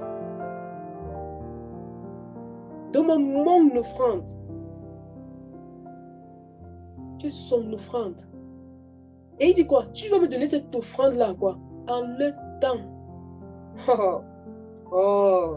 C'est ce qu'Abraham avait compris. Abraham avait compris ça. Que c'est le Seigneur qui définit le temps. Voilà pourquoi Paul dit au temps marqué. On était des esclaves jusqu'au temps marqué. Quand le Seigneur définit, il dit c'est le temps. Donc, je veux nous dire que 2022, c'est le temps. C'est le temps. Désirons autre chose. Et je ne vous mens pas, en 2022, c'est ceux qui veulent aller dans la profondeur. Le Seigneur va répandre son esprit sur eux. Ceux qui veulent connaître le Seigneur va répandre. Cette année, la grâce est disponible. La grâce est disponible. Pour qui va se disposer un peu? La grâce est disponible. La grâce est disponible. Et c'est ça le but de ce partage. C'est qu'on comprenne autre chose. C'est qu'on prenne une décision. On change de voie. C'est qu'on ose. On ose. Vous aurez soin de m'offrir en le temps mon offrande, ma nourriture. Le Seigneur nous donne du pain quotidien. Il veut aussi que tout lui donne. On lui donne sa nourriture. Qu'on lui donne sa nourriture. Donne la nourriture du Seigneur. Donne-lui sa nourriture. Pour mes offrandes consumées par le feu. Alléluia. Alors le feu, voilà le feu là. Là, le feu là, la puissance du Saint-Esprit. Quand la puissance de l'Esprit agit en nous, c'est comme le jardin d'Éden. Le fleuve sort d'abord d'Éden pour arroser le jardin. Et lorsque le jardin est plein, ça déborde. On va voir un exemple de débordement là. Pour mes offrandes consumées par le feu, dont le parfum est quoi? Est tranquillisant pour moi. Et apaisant. Et d'une bonne odeur. On continue. Regardons. Voici les premiers. Le premier offrande, c'était l'Holocauste. L'Holocauste devait être offert tous les jours. Ça consistait en 2 animaux. Bon, ça c'est pour plus de précision. Hein. Mais il fallait les agneaux. Et il fallait la farine. Un dixième de farine pour chaque agneau. Dans lequel on devait pétrir avec quoi? Avec la puissance de Saint-Esprit, mes frères. Oh. Avec la puissance de Saint-Esprit. Donc, c'est dans la farine que tu es là. On devait venir là. Te pétrir comme ça là. Te boire comme ça là. Lève-toi maintenant, on va méditer. Avec joie, tu le fais. D'accord. Donc, ici, c'était un le matin, le soir. Donc, entre les deux soirs, il devait tuer un animal, le faire l'Holocauste, et il y a aussi un le matin. Ensuite, tous les sabbats, on devait offrir au Seigneur 2 agneaux, d'un an sans défaut, plus 2 dixièmes de farine pétrie à un quart d'huile, un quart d'huile fois 2 pour chaque animal, plus l'Holocauste du jour. Ça veut dire que le sabbat, le matin, on devait avoir 3 agneaux, puisque ici, ça doit être un matin, un le soir. Donc, le matin, on devait avoir 3, et le soir, on devait encore avoir 1. Donc, c'est pour dire que si le Seigneur te met à cœur de lire un livre, tu commences à lire. Après un livre biblique, après, il te met à cœur de lire un livre qu'un de ses enfants a écrit. Le Seigneur n'attend pas que tu arrêtes de lire la Bible pour lire ce livre-là. Il faut que tu augmentes dessus. Après, il te met à cœur de prier. Tu pries. Et en priant, il te dit, bon, tu pries juste pour ton pays, peut-être pour la Belgique ou la France, tu pries. Demain, il dit, bon, prie pour le pays voisin. Il ne veut pas que tu arrêtes de prier pour le pays ici, que tu pries pour prier pour lui. Il veut que tu augmentes. S'il te dit, bon, lis Genèse, et pendant que tu lis Genèse, il te dit, lis aussi Matthieu. Il ne veut pas que tu arrêtes de lire Matthieu pour lire, il veut pas que tu arrêtes de lire Genèse pour lire les évangiles. Tu dois ajouter à ça. C'était ça ici, là. La consécration doit augmenter. Elle doit grandir. Pardon. Offrande, maintenant, en tous les débuts du mois, il y avait une offrande du mois. Ça va être un holocauste, plus un sacrifice du péché. Nous sommes rendus compte qu'en fait, tous les mois, tous les jours étaient consacrés au Seigneur. Tous les sabbats étaient consacrés au Seigneur. Tous les mois étaient consacrés au Seigneur. C'est magnifique. Et en plus, on devait faire ceci encore quoi? Plus l'offrande du jour. Et si ça tombait un sabbat, ça devait encore plus le sabbat. Et c'est magnifique. La consécration devait augmenter. Donc, ensuite, on a le 14e du mois, qui était la Pâque. Et le 14e du mois, voilà ce qu'on devait faire. Et ensuite, pendant 7 jours, on devait... Non, je n'ai pas mis ceci. C'est bizarre. Pendant 7 jours encore, on devait avoir les mêmes sacrifices. Ouais, justement, c'est une erreur, mais je n'ai pas enregistré, je n'ai pas sauvegardé. Ouais, je n'ai pas sauvegardé. Donc, on devait encore voir les mêmes choses là. Donc, et quand ça tombe, c'était pendant 7 jours, donc ça tombait, ça passe, tu devais encore ajouter plus l'holocauste du jour. Voilà. Donc, ce que je voulais montrer, c'était quoi? C'était que tous les jours, par exemple, l'holocauste, tu es un animal le matin, tu es un animal le soir. Je vous assure, si tu n'aimes pas ça, tu vas trouver que c'est le sang, ça salit, c'est monté, c'est senti. Et tu défends toute ta vie. Imaginons maintenant, les prêtres étaient entrés en service à 30 ans. Et ils sortaient à 50 ans. Mais ils devaient tout continuer de travailler. Voilà, maintenant, il passait 20 ans de sa vie, tous les jours dans le sang. Et parfois, il devait changer de vêtements. Et ça, c'était que l'holocauste. Parce qu'entre-temps, quelqu'un peut bien dire qu'en fait, il y avait le péché, il y avait le sacrifice de culpabilité. Le sacrifice de culpabilité, c'est que j'ai péché, je ne me suis pas rendu compte. Et quand je me rends compte que j'ai péché, je dois apporter un sacrifice. Est-ce que vous vous rendez compte? C'est-à-dire que les gars passaient le temps à égorger les animaux, à retirer les entrailles, tout cela. Si tu n'aimes pas, tu vas t'arrêter. Tu vas t'arrêter. Au bout d'un moment, c'est épuisant. Le Seigneur a mis la loi de telle sorte que pour pouvoir s'en sortir de la loi, il fallait aimer. Il fallait aimer le Seigneur, aimer ce que tu fais. Et c'est de même pour la marche chrétienne. Si on peut faire une marche chrétienne, si tu n'aimes pas, toi-même tu sais que tu n'aimes pas le Seigneur, pourvu que tu sois honnête, de reconnaître toi-même qu'il y a un problème avec l'amour de Dieu, tu ne prends pas trop plaisir à rester dans sa présence, si tu n'aimes pas, tu ne la vis même pas, tu ne la sens même pas, tu ne prends pas plaisir. Et donc, la marche chrétienne aussi, de telle sorte que si tu n'aimes pas le Seigneur, tu pourras parler non. Tu vas te tromper par tes faux raisonnements dans ta petite vie chrétienne, mais toi-même tu sais au fond de toi que tu n'iras pas loin. La preuve est que tu ne désires pas être fréquent, tu ne désires pas les choses excellentes de le Seigneur. C'est un problème déjà, ça veut dire que le Saint-Esprit, il faut que tu le croises. Il faut que tu le croises. En 2022, la grâce est disponible. Donc, on continue. Parlons toujours du pain. Le pain, comme on a vu, c'est Christ. C'est l'aliment essentiel. Tous les jours, il faut le pain. Lire la Bible ne suffit pas. Il faut que tu ressortes à l'intérieur le pain. Pourquoi? Parce que la Bible dit que la foi vient de ce qu'on entend ou de ce qu'on comprend. Et on le comprend par le moyen de la parole. La Bible n'a pas dit que la foi vient de la parole. Parce que tu peux avoir la parole, tu lis, mais ça ne te produit pas. Pourtant, la foi, on ne peut pas dire que si tu crois, tu verras ma gloire. On peut me réciter ça, mais est-ce que ça produit en toi la foi? Non, ça va poser dans la foi. Pourquoi? Parce que tu n'as pas compris. Mais lorsque tu comprends, c'est là où ça produit maintenant toi la foi. Donc, quand on est en contact avec la parole le matin, à midi, le soir, peu importe, cherchons à comprendre. Demandons au Seigneur le pain. Et c'est ce pain-là qui va produire en nous la vie. Amen. Sinon, on va lire, on va se dire qu'on a lu parce qu'on est des chrétiens, mais après, on voit nous-mêmes que ça ne nous change pas, ça ne nous fait pas, on n'avance pas dans la marche chrétienne. On fait des petits pas, on n'avance pas vraiment. Pourquoi? Parce qu'il faut le pain. Chaque jour, quand on médite, cherchons le pain. Demandons au Seigneur le pain. C'est important, le pain. Donc, il va donner le pain. Élément essentiel, important, vital. Le seul élément indispensable que le Seigneur a défini, le pain. Ensuite, l'outre d'eau. L'eau, qui est Christ encore lui-même. L'outre d'eau. Alors, on a vu que Abraham, lui, n'était pas chicha. Il posait un acte prophétique pour nous dire, voilà ce dont il est nécessaire pour la marche chrétienne. Et l'acte encore très prophétique qu'Abraham posait, c'était quoi? Abraham a donné une outre d'eau. Est-ce qu'il ne peut pas donner, je ne sais pas trop quoi, un chat d'eau, un chat avec les deux à l'intérieur? Non, il ne peut pas donner ça. Pourquoi? Parce que là aussi, c'est un principe biblique. C'est important qu'on comprenne les principes bibliques. Parce que si on ne comprend pas les principes bibliques, on va faire du surplace. On va se tromper par de faux raisonnements. Ce qu'un homme peut te donner, quelle que soit sa richesse, c'est une outre d'eau et du pain. Pas plus. C'est-à-dire que maintenant, si, quand on est en train de parler là, moi, ce que je peux te donner, c'est une outre d'eau. Et le Seigneur fait exprès que ce soit une outre d'eau. Pourquoi? Parce que le but, c'est que tu goûtes à cette saveur. C'est que premièrement, tu découvres que l'eau là est vitale pour toi. Ce pain-là est vital pour toi. Et que ce qu'un homme peut te donner, quelle qu'en soit sa richesse dans le Seigneur, ce n'est qu'une outre d'eau. Le but étant de produire en toi la soif. Donc, quand on comprend ça, on comprend que si on mène une vie chrétienne où on se plaît écouter beaucoup d'enseignements, ça ne va jamais produire en nous ce qui va nous donner de tenir dans notre marche.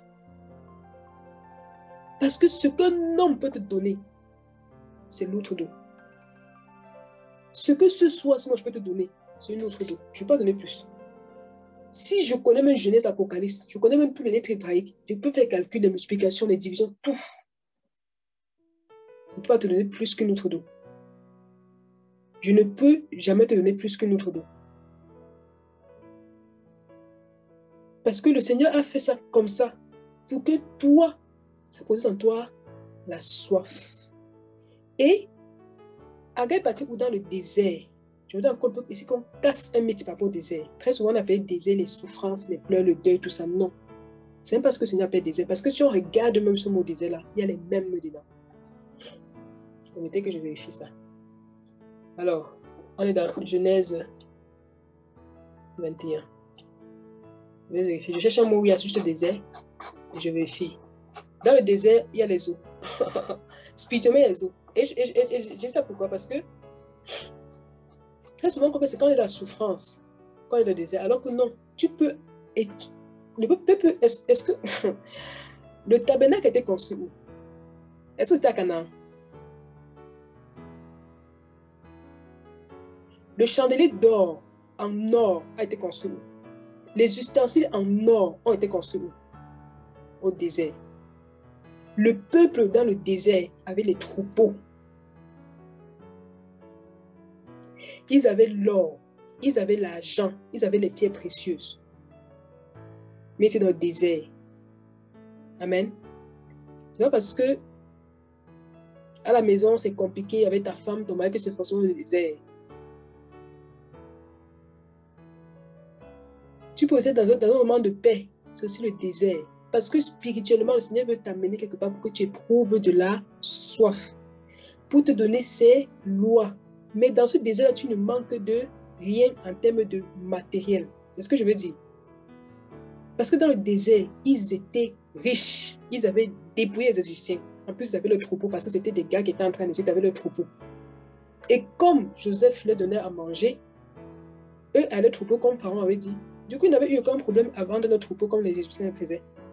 Contre le pain. Ils avaient du pain, ils avaient leur troupeau. Et en partant, ils ont pris les barres des bijoux des Égyptiens, ils ont dépouillé. C'est-à-dire que littéralement, les Égyptiens sont restés même sans or. Ils ont tout pris. C'était des gars riches dans le désert. Après, ils ont fait le vaudou avec quoi? Avec l'or. Et c'était de l'or massif là.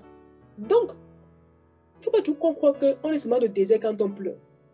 Tu peux aussi être dans une situation, tout est calme, tu es dans un désert. Si tu es dans l'esprit, tu vas comprendre qu'en fait, ce que le Seigneur appelle désert, c'est quelque chose, c'est quelque chose qui t'amène spirituellement pour faire quoi? Pour te faire éprouver une soif de lui, dans un aspect que tu ne connaissais pas. Pour te faire le désir quelque part que tu connaissais, pour t'enseigner des choses que tu ne connaissais pas. Il t'amène dans le désert. Voilà pourquoi Moïse disait à Pharaon, nous allons quitter, nous allons passer dans le désert de servir. Et dans le désert, le Seigneur a voulu que quoi? Qu'ils aient la soif des éléments vitaux. Il leur a donné de l'eau, parce que c'est vital. Il leur a donné la manne dans laquelle il faisait du gâteau avec pour manger, parce que le pain est vital. Donc dans le désert, le Seigneur veut que tu éprouves la faim et la soif de lui, pour qu'il te donne ces deux éléments-là. Amen. Donc, ne crois pas seulement quand on désert qu'on pleure, qu'on a perdu quelqu'un, quand on nous insulte. La Bible peut être belle, mais c'est un désert parce que le Seigneur veut t'enseigner quelque chose. Donc, je vais juste vérifier le mot désert. Je ne sais pas si on parle. Regardons, désert c'est midbar. Le premier mot de désert c'est même, les eaux. Donc, physiquement, on peut dire c'est désert, mais spirituellement, tu es dans les eaux. Ensuite, c'est Dalet, la porte, c'est Christ. Ensuite, c'est Beth, la maison réceptacle, pour que tu deviennes fécond, pour que tu deviennes l'endroit où le Seigneur peut venir habiter. Et ensuite, ça finit par le Resh, le Seigneur, tu suis le Seigneur, le désert, pour rencontrer le Seigneur, pour faire de lui ton chef. Donc, on voit que dans le désert, physiquement, mais spirituellement, c'est très riche. Donc, quelqu'un qui est passé par le désert, mais qui passe par le désert, c'est pas quelqu'un qui va dire que je pleure, c'est difficile, non. C'est quelqu'un qui ressort avec les mêmes, la loi. Il ressort avec la connaissance de son Dieu. Là, tu sais que tu étais dans le désert. Et c'est dans le désert, dans ce désert, je suis jeune. Donc, quand tu es jeune aussi, tu es aussi dans le désert et tu pars dans les eaux. Et quand tu ressors de là, puisque tu as vaincu Satan dans ton désert, tu peux maintenant le vaincre physiquement. Pourquoi le Seigneur l'a victoire partout? Parce que dans le jeûne, dans l'intimité, dans les racines, les profondeurs, il avait vaincu Satan. Et donc, partout il passait, il vaincre encore Satan. C'était en fait la manifestation visible de ce qui s'était passé spirituellement dans le désert.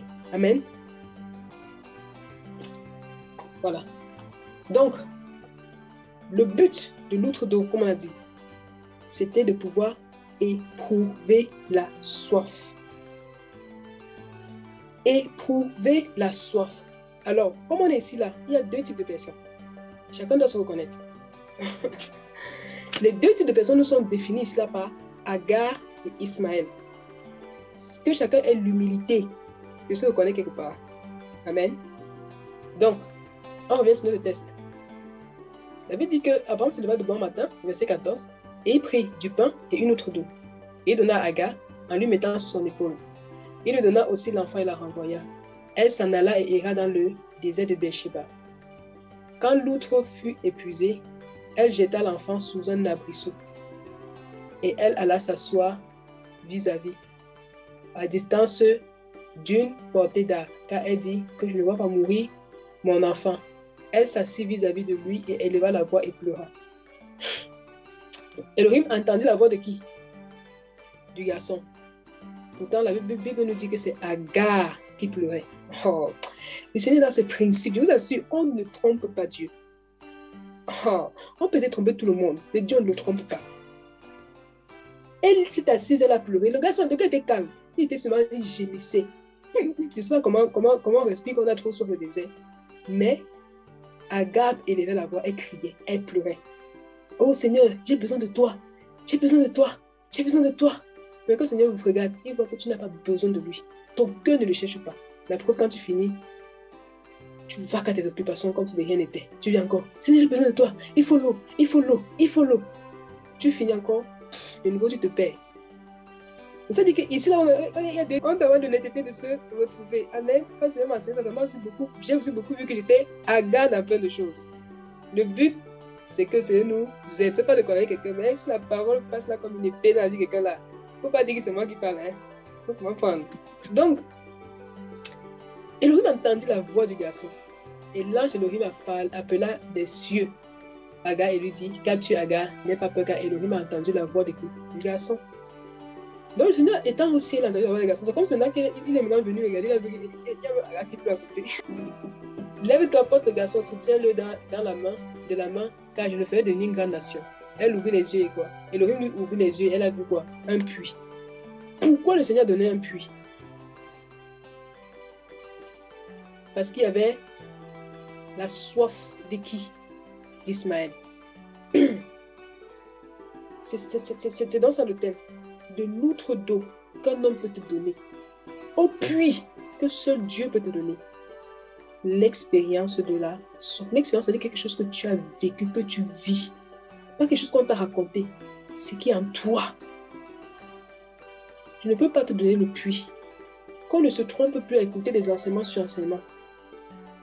Si tu as goûté à l'eau de l'autre, va chercher le puits. Va dire, Seigneur, je vais éprouver une vraie soif. Ne crie pas comme Agar. Le Seigneur n'entend pas la voix des gens qui crient et donc qui n'ont pas soif. Le Seigneur entend la voix de la soif. Le Seigneur entend la voix de la soif, je vous assure.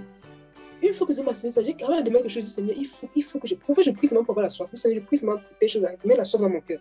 Parce que je sais que dans le principe de Dieu, si j'ai soif, il va me donner. Si j'ai soif, selon la volonté de Dieu, il me donne. Donc, c'est un marché. Tu as soif, selon ma volonté, je te donne. Tu as soif, je te donne. Mon but, ce n'est pas d'être Agar, mais c'est d'être Ismaël, d'avoir la soif d'Ismaël. Parce que c'est qu'une fois que j'ai abouti à la soif, le puits va venir. Le puits va venir. Le puits viendra. Le puits va venir. Il va venir d'où? À partir du moment de là où tu es, tu ouvres les yeux. Je te donne le puits. Je te donne le puits. On a vu des personnes qui, le matin, ne méditent pas. Écoutent des enseignements. On écoute telle personne, telle personne. Et regardez, ils vont aller de compromission en compromission. Parce que c'est l'outre d'eau. Et encore même, si cette outre d'eau-là, c'est une cuillère, c'est une outre d'eau qui prend quelques gouttes, tu fais ton désert. Tu es dans le désert, mais tu n'as pas soif.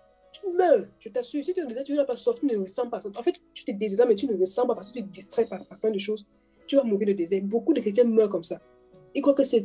Non, quand on va devant le Seigneur, cherchons à boire les eaux au maximum. Buvons.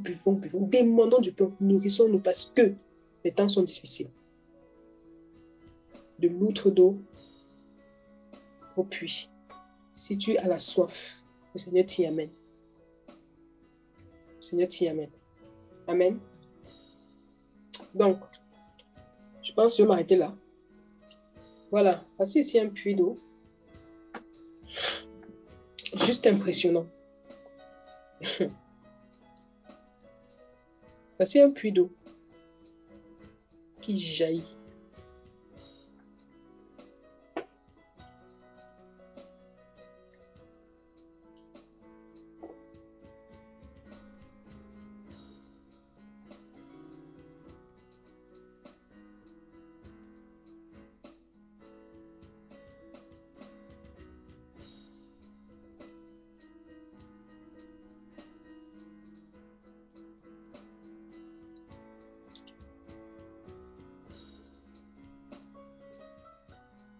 Voilà. Et ça engendre un ruisseau. Oui, ma soeur. Voilà, je regarde la chair de poule. J'ai découvert ça juste ce soir. C'était juste impressionnant. Le Seigneur dit que celui qui boira de son eau, ça deviendra en lui quoi? Une source d'eau qui jaillit. C'est ça. C'est exactement ça. C'est exactement ce que le Seigneur veut faire avec nous. Je vais vous montrer ce puits-là. Quand il n'y a pas eu de forte pluie. Regardons quelque chose d'extraordinaire. Regardons, le voici ici, là. Quand il connaît sa sécheresse, le voilà. Regardons, voilà, vous voyez, on voit un peu. Il y a quand même de l'eau qui sort. Quand un chrétien sort de l'eau comme ça, Tout le monde trouve qu'il connaît trop la parole.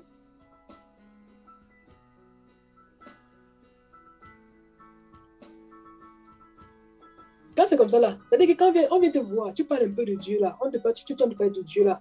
Quand tu es comme ça là, on trouve que tu es TTS. Que vraiment tu connais Genèse Apocalypse.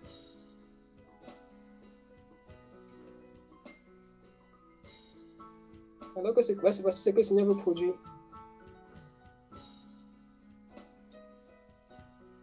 Oula, que ça jaillit. Voilà. Et ça crée encore un ruisseau, un ruissellement.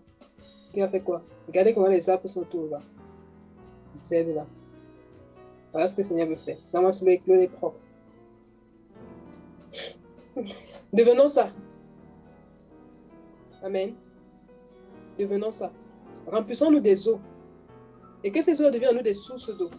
Et que ça déborde. Et que ça dégage le ruisseau. Un puits. Ça existe. On ira là-bas peut-être un jour. On voit nos propres yeux. Devenons ça. Devenons-le. Voilà, ça, quand c'est fort, regarde moi, ça c'est vraiment quand c'est à son nom, là, ça jaillit seulement. Et le gars du coup, là, il n'est pas à l'Élysée, il n'est pas à la maison, il est dans le désert, comme Jean-Baptiste, quelque part. Les gens viennent à lui. Oh, c'est beau ça. Oui, quand ce vie soit comme ça, il faut rentrer dans les mêmes frères. Quand on est connecté à la source d'eau, on jaillit. Amen. Voilà.